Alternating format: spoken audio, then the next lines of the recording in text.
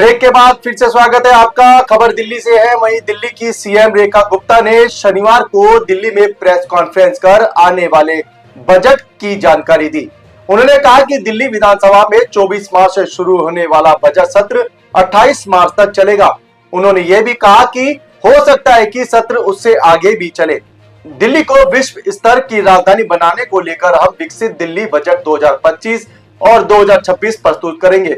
दिल्ली वासियों का यह जो बजट होगा वो दिल्ली की जनता का बजट होगा। सीएम रेखा गुप्ता ने कहा, जनता के सुझाव जुटाने के लिए हमने 3 मार्च को एक ईमेल आईडी और एक व्हाट्सएप नंबर की घोषणा की थी।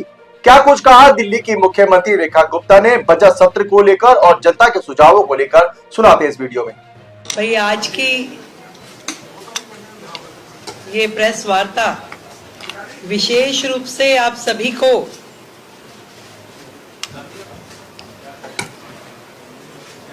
विकसित दिल्ली बजट 2025-26 के निमित्त जानकारी देने के लिए बुलाई गई है।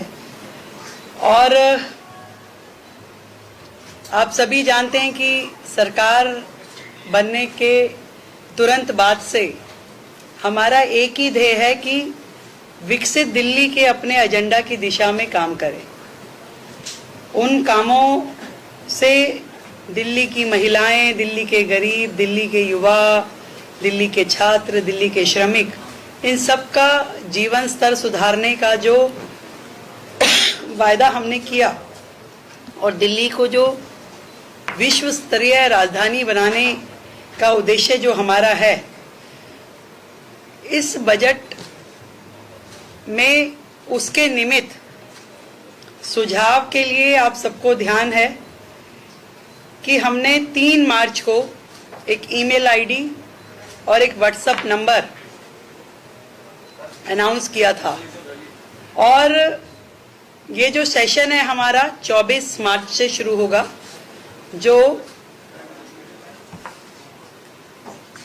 28 मार्च तक और हो सकता है उससे भी आगे एक्सटेंड हो चलेगा। मैं आप लोगों को ये जानकारी देना चाहती हूँ कि ईमेल के माध्यम से हमें 3,303 सुझाव प्राप्त हुए और व्हाट्सएप नंबर के जरिए 6,982 सुझाव हमें मिले। तो लगभग 10,000 सुझाव, जिसमें उनके सुझाव, जनता की अपेक्षाएं और विभिन्न मुद्दे जो दिल्ली से संबंधित है, हर विषय पे जनता के सुझाव हमारे तक पहुंचे हैं। और ये सभी सुझाव विकसित दिल्ली बजट का प्रारूप तैयार करने के लिए बहुत ही काम आए।